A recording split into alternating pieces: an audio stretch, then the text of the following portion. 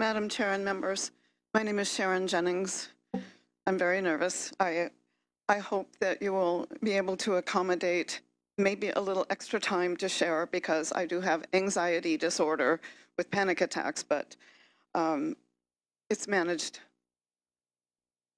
Madam Chair and members, I stand here before you today, not as a registered lobbyist, nor as a credentialed educator, but as a native-born Californian, a former legislative employee of 31 years, a fierce mama bear.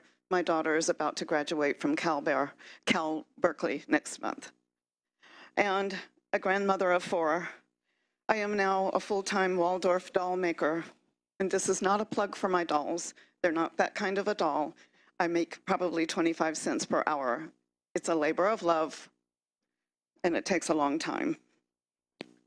These dolls are sometimes referred to as ambassadors of Waldorf education. So I'm very involved with young children, parents, and grandparents. Children are my muse. I also have maintained strong interest in the present and ongoing Waldorf education movement where age appropriateness is considered in accordance with developmental landmarks. To this day, I remain strongly connected to Waldorf early childhood educators.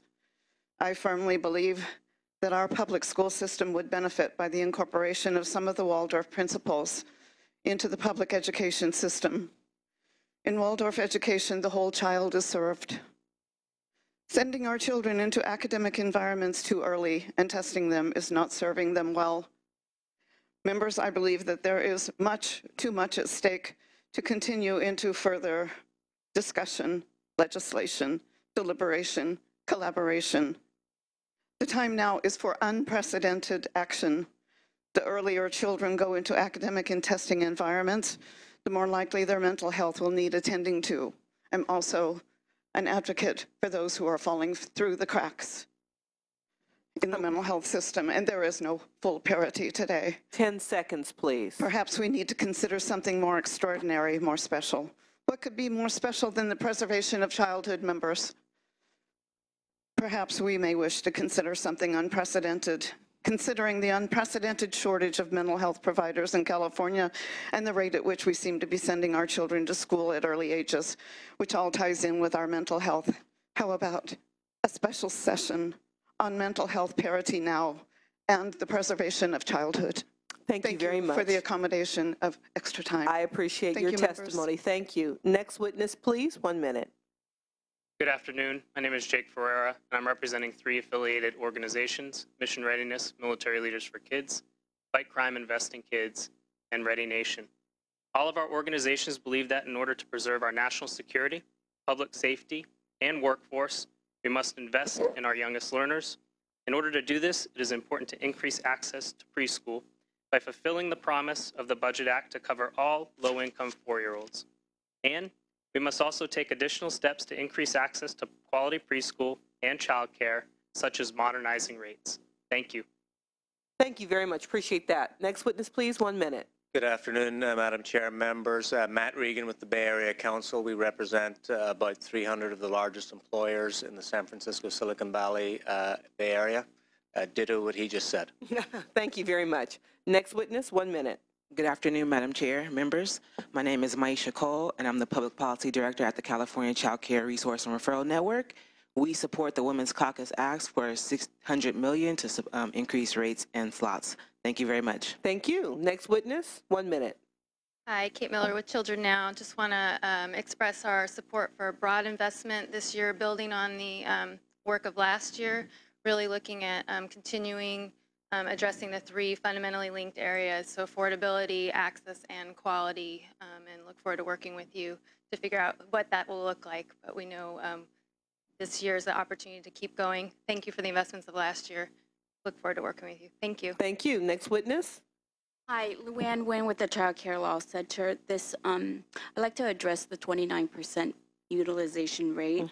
I think to summarize it, I would say that the rate might exist because there's too many hoops to jump in a hostile environment. And some recommendations, co-locate maybe some of staffing from the AP and the information referral at the welfare office so that it's as easier easy for clients to get fingerprinted and be denied aid as it is to get childcare. Have childcare on site at the welfare offices so that parents are not sanctioned at the first stage of orientation because they can't get there because they don't have childcare, because it's really hard to find someone to take care of your child for a day and be paid for it. Find out for parents who are sanctioned, communicate with those families, find out what they're doing. For also families that are sanctioned but are on the wait list for other child care programs, find out why they're not on stage 1 and maybe get them unsanctioned because maybe they shouldn't be sanctioned. Really talk to these parents and take surveys of the parents themselves and empower them to communicate with you about what it is that's going on. That is not happening in the welfare program at all. Parents are not asked what they want and what they need. They're constantly being told what to do and are not empowered to communicate with you all. One way for you to find out what's happening is that you have plenty of people in the room right now, particularly with parent voices, where if the department were to sit down with them, they would probably be able to tell you what's going on, what's wrong, and what can be done to fix the problem. Take surveys of the clients to ask them, do you need childcare? What are the problems with getting childcare? What can we do to help you get childcare? Thank you. Thank you very much for all the public testimony.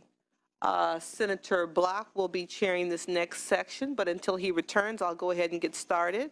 We're moving on to issue number 4, Federal Child Care and Development Block Grant. You're on page 22 of the agenda. Yeah, since we're talking about block grant, since I'm block, we're going to turn the gavel to me. Yeah, I wish. And by the way, just a couple comments. Sometimes you'll see members, for those who are not always here, having to leave for various reasons. We have televisions everywhere in our offices and even in the restrooms, so we are normally hearing you even if we're not here present. And just one of the commenters talked about comments about all the money being in Prop 98. Just to clarify, all the surplus seems to be in Prop 98. We certainly can go back into the general fund and redistribute money. There's not surplus money there, but the comment made is appropriate. We can go back and look at better ways to spend the dollars we have. With that, I see we have our panel up here on item number 4. Monique Ramos from the Department of Education, Deborah McManus, Department of Education, Carolyn Chu from the LAO, and Jessica Holmes, Department of Finance. We'll begin with Monique Ramos. Good morning, Monique Ramos with the Department of Education. So on November 19th of 2014, the President signed the reauthorization of the Child Care Development Block Grant. It's commonly also referred to as CCDBG. The majority of these funds are used to provide child care services to families who meet income and need criteria. A small portion of the funding, historically 4%, has been set aside for activities to improve quality child care. Additionally, California has utilized less than 1% for state administration. To give you a context, California's allocation for 2014 was $550 million. The state needs to put up a maintenance of effort, which last year was $85 million, and state matching funds are $211 million. Under the reauthorization, the state is now required to submit a plan detailing how it will utilize these fundings. Historically, it was every 2 years. Now it is every 3 years. The Department of Education will be drafting the state plan in consultation with the legislature, the Department of Finance, the LAO's office, the Department of Social Services, some other agencies that are also engaged, as well as advocates, stakeholders, community members, contractors, providers, parents, and members of the public. The Office of Child Care at the federal level formally extended the state plan submission to March 1st of 2016. The original due date was June 30th of 2015 this year. The new timeline provides some additional space to make some pretty major policy changes here in the state. So under the new timeline, the Office of Child Care will release the state template in November of 2015. This is the template that all states must utilize in order to submit their plan. The plan is then due March of 2016 and must go into effect June of 2016. Prior to the extension that the Office of Child Care had granted, the department had had several stakeholder meetings.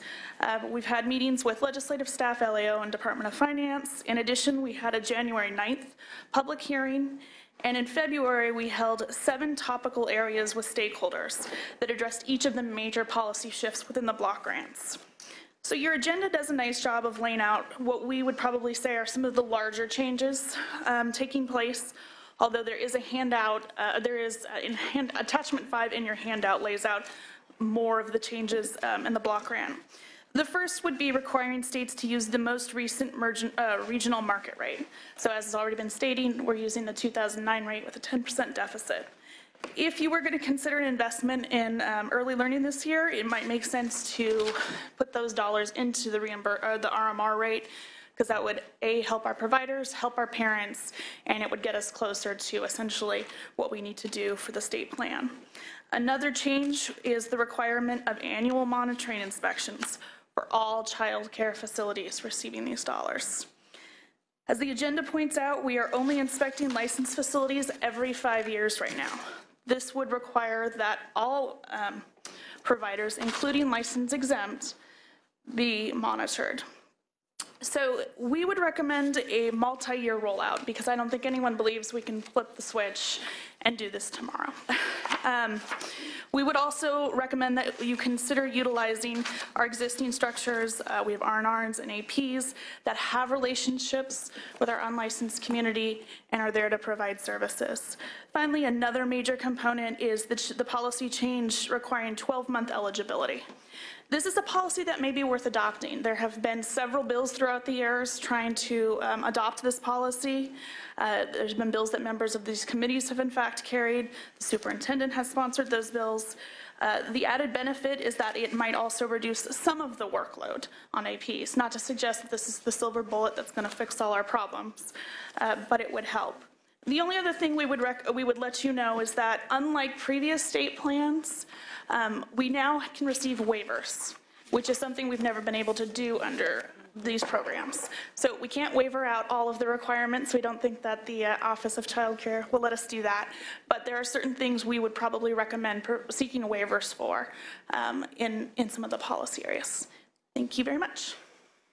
Okay, let's move now to Department of Finance. Do you have comments on this? Or LAO, would you rather, what order do you prefer? Finance. Jessica Holmes, Department of Finance.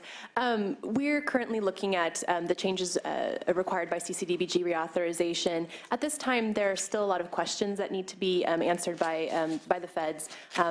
Some lack of clarity in exactly what is being required. So this is something that we're taking a look at, very close look at, and continuing to work with folks. We've definitely been in those stakeholder meetings. We've been in constant contact with the department as well as legislative staff and the legislative analyst's office to try to understand this better and try to figure out what we're going to do. Yeah. Okay, thank you. And Ms. McManus, did you want to add anything from CDE? I'm happy to help answer questions. Thank you. Okay, now we move to the LAO. Ms. Chu. Sure, so we don't actually have any specific comments on this issue. We would just echo the Department of Finance and the department's comments on needing to understand from the federal government exactly what the implementation of these new requirements will look like. And just to mention that this is a pretty wholesale large change to some of the administrative aspects of the program, so we'll want to be thoughtful about how we not only roll them out, but do so in a comprehensive manner across our programs. Okay, there's one issue in particular I need to understand better. There's the 12-month eligibility requirement, and there's a concern that California may not be in compliance with federal. Who wants to explain that to me? What's the problem? Good afternoon, Debbie McManus, Department of Education. So currently California does have a 12-month eligibility. However, parents are required to notify agencies when there is a change in their family or their income size that might change their need component for being eligible for the program. So that's something that we need to take a deeper look into to see exactly what the federal law requires and what California already is implementing, and see what changes need to be made. And the part I don't really understand is why we don't know for sure if we're in compliance or not. Is the federal law not clear, or? Correct. The federal government isn't being clear. So we've received very little technical assistance from the Office of Child Care about what this ultimately means. So we're still seeking a lot of guidance at this point. Okay, that's helpful. Thank you. Any other questions, comments from committee members for this panel on this issue? Senator Stone.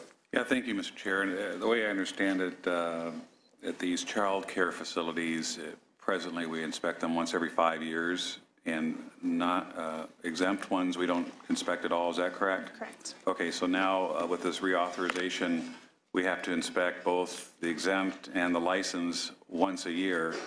Have we even thought about the cost? I mean, it's got to be astronomical. How are we going to accomplish this, and how are we going to do it in such short order in 2016? I see that as a very onerous requirement, unless you can tell me that it's very appropriate that we have those annual inspections. But it seems like we're going to be spending money on inspectors rather than trying to invest in our child care needs, which are enormous here in the state. Yeah, thank you, Senator Stone. Chris Cook, Department of Finance. As to the plan that we currently have in place and what our approach is going to be next, I can't answer the specifics to that. I can say that Department of Social Services is the one that administrates those inspections for the child care facilities, and they are currently engaged with CDE on to come up with a plan to how they're going to approach that. But as Jessica Holmes here, my colleague, mentioned that, we're still getting clarity from the feds as to what those requirements are going to be. We'll be approaching that in that manner. Okay, but is there a general feeling that this is extremely onerous and just overly bureaucratic? Certainly we want to have, safe facilities for our children. It seems as though maybe once every 5 years might be, not frequent enough, but once every year it seems like it's just an overkill, and adding so many of these exempt facilities. I mean, does the LAO have any idea what the possible magnitude of the cost is going to be, and how that's going to take away the resources, the scarce resources that we have to fund the high need of child care services for this very needy population? Sure. So we haven't done a cost estimate on this particular issue. I know that the Department of Social Services has been working on one. This is an area where the legislature could consider seeking a waiver from the federal government, providing an alternative plan or alternative training to licensed exempt providers rather than doing annual inspections. I think there is some room for maneuvering in the federal guidance, particularly in the early years. So it's something certainly that the legislature would want to have a policy discussion on. What does the state want to do moving forward? And what is the process for a waiver to happen? Does that require a legislative action, or is that something that agencies within the state can request? That's right. The Department of Education would take the lead on requesting a waiver from the feds for federal government. Well, I hope we pursue whatever we can to minimize this horrific financial impact on these very essential programs. Thank you, Senator. If there are no other questions for this panel on this topic, I would like to ask Ms. Ramos and Ms. McManus to stay up here for issue number 5 and thank and excuse the other panelists for now. And as we move to issue number 5, which is Oversight State Preschool, we'll start with Ms. Ramos. Good afternoon, Monique Ramos on behalf of the Department of Education. So the California State Preschool Program provides both child care and early education to eligible 3- and 4-year-old children. The state preschool program, as we know it today, was created essentially in 2008 by consolidating several programs that serve similar populations. Providers provide both part day and full day with core class curriculum that is developmentally, linguistically, culturally appropriate for these age ranges. The programs also provide meals and snacks to children, parent education, referrals to Health and Human Services for families, and staff development opportunities. And I would like to note that actually this year marks the 50th anniversary for the California preschool program.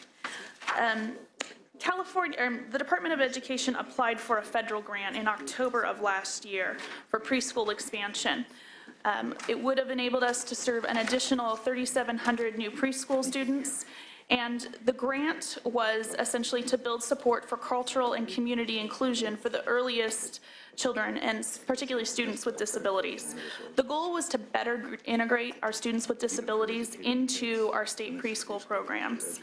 Research has shown that early intervention in this population helps reduce their achievement gap, as well as reduce long-term cost in special education. We proposed working with 11 preschool providers throughout the state. We also partnered with the First Five of California, Department of Finance, and the State Board of Education. Unfortunately, we were not awarded that grant. And we found out that was the case in December of last year. But we do think that this is an important topic to continue and to implement, and we'll be continuing to look for funding sources in order to do that. Thank you. Additional information or just here for questions? Here for questions, thank you. Monique's doing a great job. Okay, well, I've got a question, Monique. Why didn't we get the grant?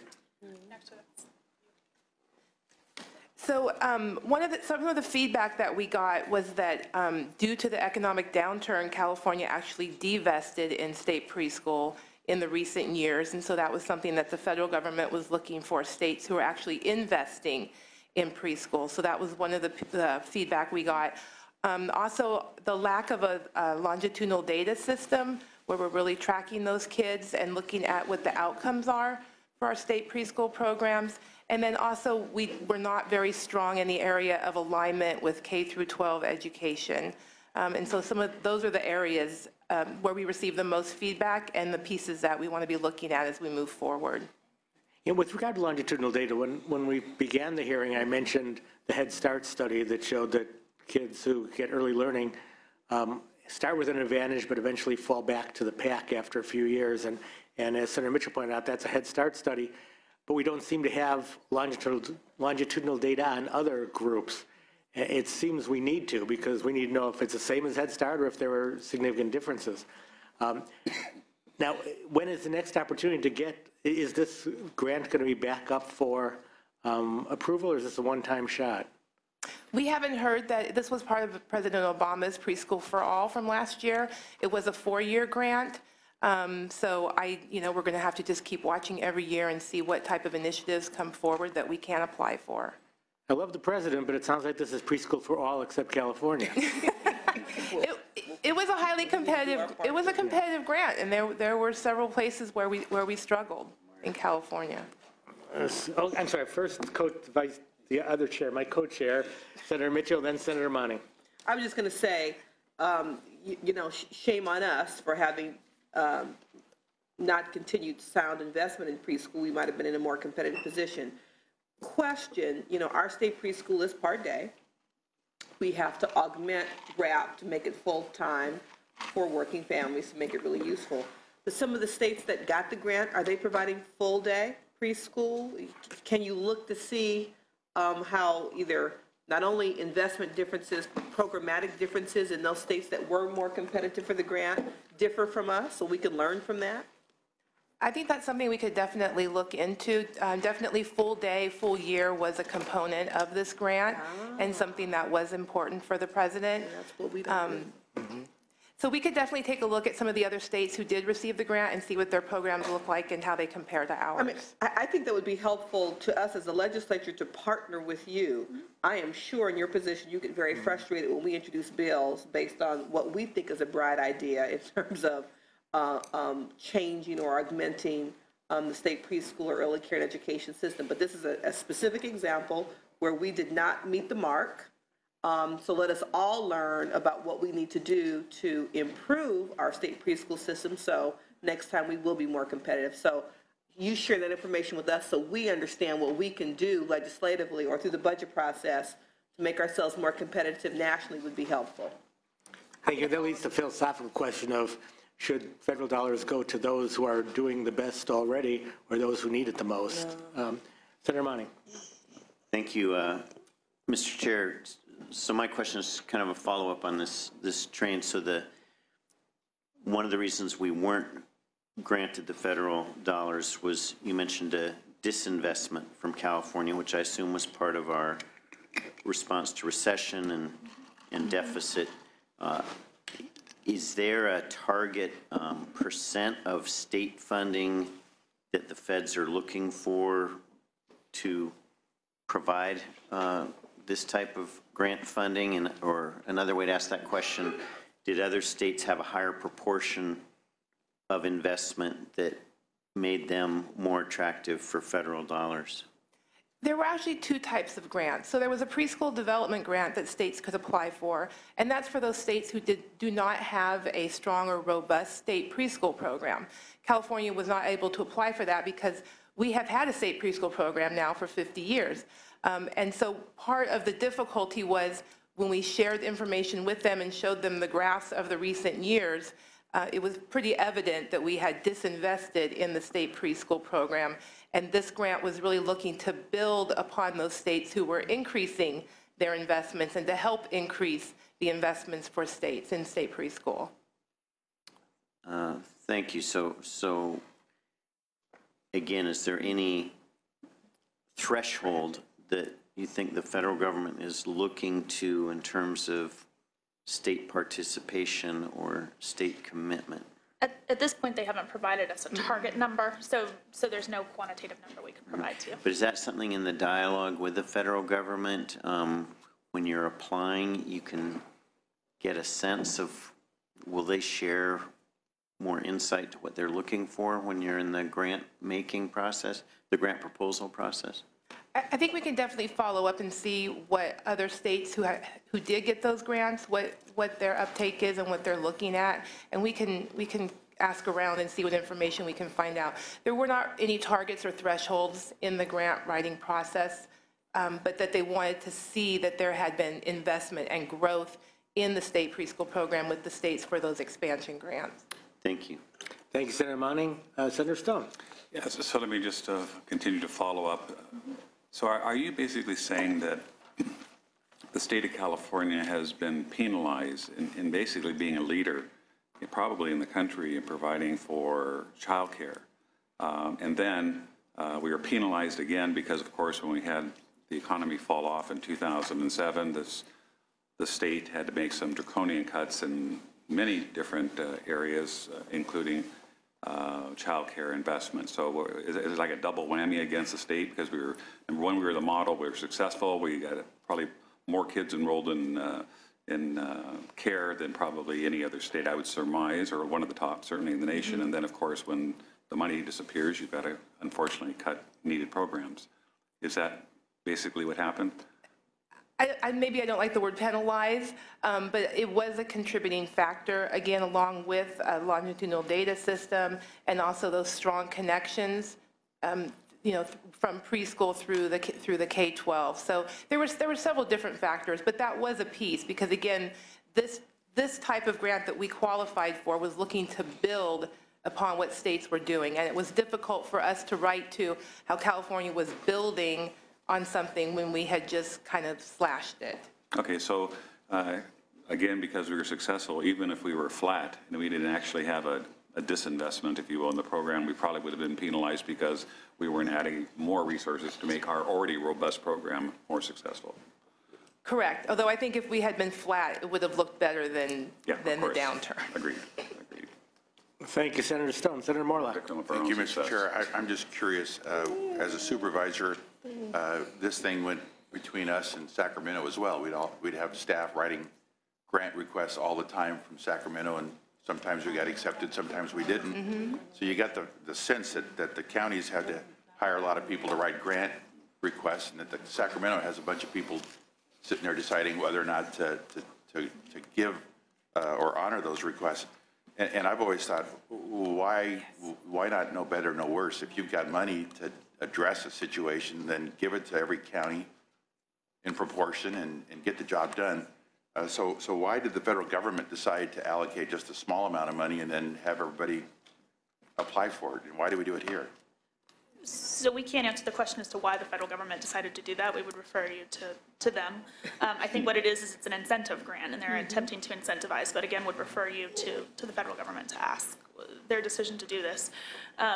And when the Department of Education puts out grants, it's generally speaking because we have received dollars through the budget to do just that, is to do grants. And why do we do grants? What would be the purpose of it? Is it because it's a limited amount of resources and only a few lucky counties get, I mean, we face it all over the place. And I apologize, Mr. Chair. Again, I'm trying to learn why we do what we do so I can answer to constituents. Well, this was different. So I would say that the grants are a public policy decision, right? Sometimes it is limited dollars, sometimes it's a pilot, sometimes we want to incentivize. There's a host of reasons for public policy decisions you would decide to make grants. Yeah, ideally, you find a program that's doing well, you give it more money, and you incentivize them to keep doing it, and then you can replicate it in other counties or in other states. But certainly there is the argument on the other side that you need to help those most in need, and that's, reasonable minds will differ on that, I guess. Thank you. Thank you, Senator Morlock. Senator Stone. Now, Mr. Chairman, I think there's also an expectation, at least I've learned this in 22 years of being in local government, that you get incentives from the state, you get incentives from the federal government to jumpstart programs with a sunset period, and they basically get you invested.